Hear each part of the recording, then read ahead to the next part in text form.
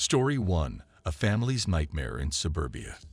Sarah and her family were thrilled when they moved into a charming two-story house in a quiet suburban neighborhood.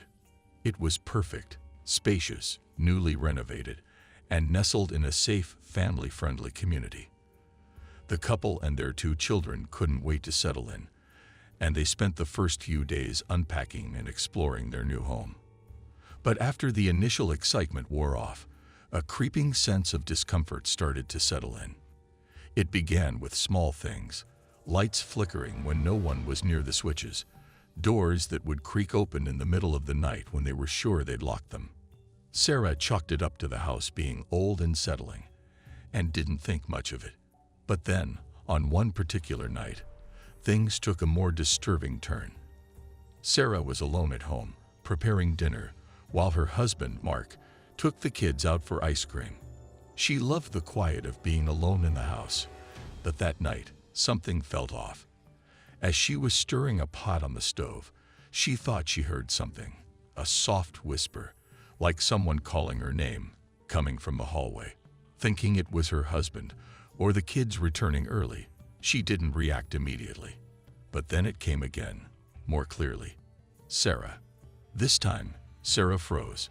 She set down the spoon and walked into the hallway, but no one was there. The house was eerily silent, save for the ticking of the wall clock. She shrugged it off, assuming it was the wind or a trick of her imagination. But as she walked back into the kitchen, she noticed something strange. There were shadows moving against the walls, shapes that seemed to shift and flicker in a way that didn't make sense. The lighting in the kitchen was steady, yet these shadows were undulating like a dark liquid flowing across the walls. She backed up, heart pounding, and the shadows stopped. Terrified, she grabbed her phone to call Mark, but as she stepped toward the living room, she heard the whisper again. But this time, it was much closer. She turned around, but no one was behind her. When Mark and the kids returned, she told them about the shadows and the voices. Mark, though concerned, dismissed it as her being overtured. But the next night, after putting the kids to bed, Sarah heard it again, whispers, coming from the top of the stairs, beckoning her name. This time, there was a sense of urgency in the voice. Sarah, come upstairs. Mark, now visibly concerned, decided to investigate. The 2 of them checked every room, but they found nothing. However, as Sarah walked into the master bedroom, she stopped dead in her tracks. There on the floor near the closet was a thick layer of dust, and in the dust, clear as day, were the imprints of someone's shoes. The family moved out of the house a week later. They never did find out who or what had been whispering to Sarah, but some nights she still hears the same voice calling her name, and it sends chills down her spine. Story 2. A couple's encounter in a newly built home. Lisa and her husband John were thrilled to move into their brand new home. They had built it from the ground up, choosing every detail, from the floor plan to the color of the walls.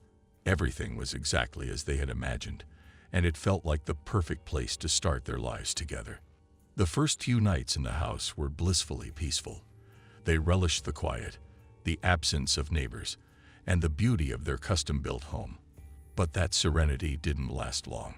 Strange things began happening almost immediately. At first, it was just a few odd sounds. The sound of footsteps in the hallway when no one was there.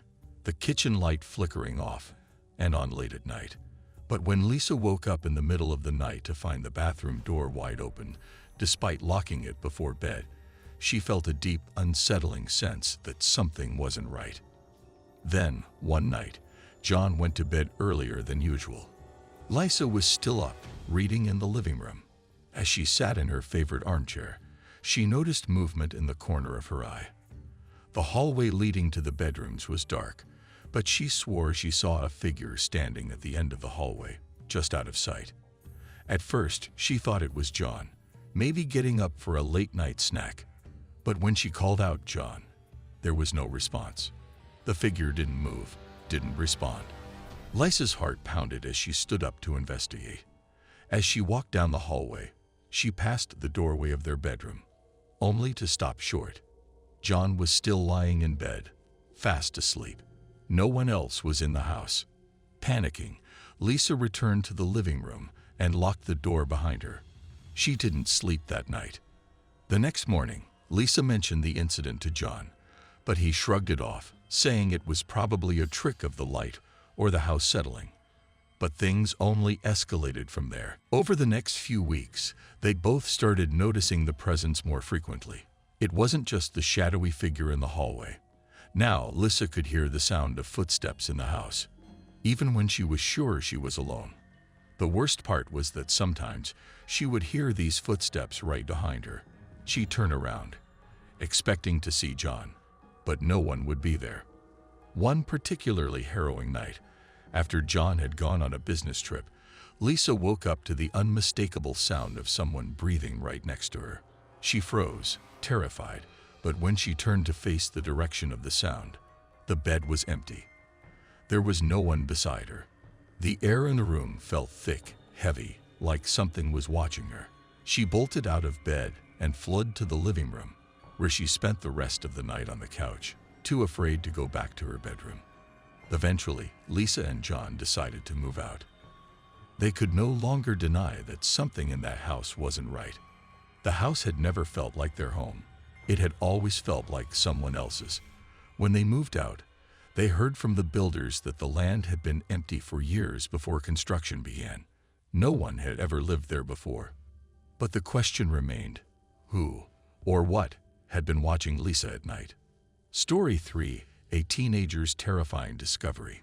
James had always dreamed of owning his own home, and after years of saving, he finally managed to purchase a modest townhouse in a quiet neighborhood.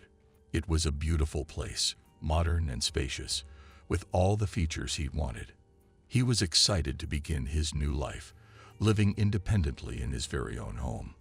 However, his excitement quickly turned to dread as he experienced a series of unsettling events in the first few nights of living alone. At first, it was just the house settling, the creaking of the floors, the distant sounds of pipes shifting, or the wind rattling the windows. But things took a more sinister turn when he discovered a locked door in the basement. The basement was where James kept most of his belongings. It was the perfect place for storage, but he had never noticed this particular door before. It was an odd, heavy wooden door with no handle, only a rusty old keyhole. The door was out of place. The rest of the basement was finished, but this room was completely sealed off. Out of curiosity, James decided to see what was behind the door. He found an old key in the drawer near the basement stairs, one that seemed to fit the lock.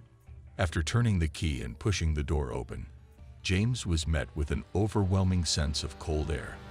Inside, there was nothing but dust and darkness. When he stepped inside, the smell hit him, a damp, musty scent that seemed to have been trapped in the room for years.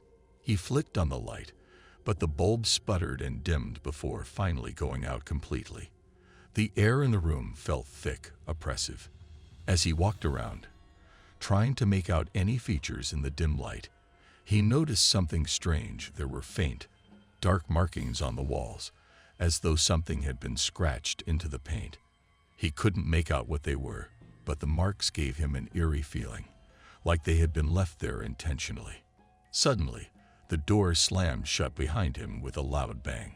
James tried to open it, but it was stuck, as if the lock had engaged on its own. Panicking, he fumbled with the key, his heart racing as the temperature in the room seemed to drop even further. Just as he was about to lose hope, the door clicked open, and he rushed out, never looking back. That night, as James tried to fall asleep, he heard what sounded like whispering coming from the basement. It was soft at first, then grew louder, almost as if something or someone was calling his name. He left the house the next day and never returned. When he tried to find out more about the house's history, he discovered that it had been abandoned for years before it was sold. No one knew much about the previous owners, but a few neighbors mentioned that the house had always had a reputation for being haunted. For James, that forgotten room was enough to convince him that some doors are better left closed and some places are better left unexplored.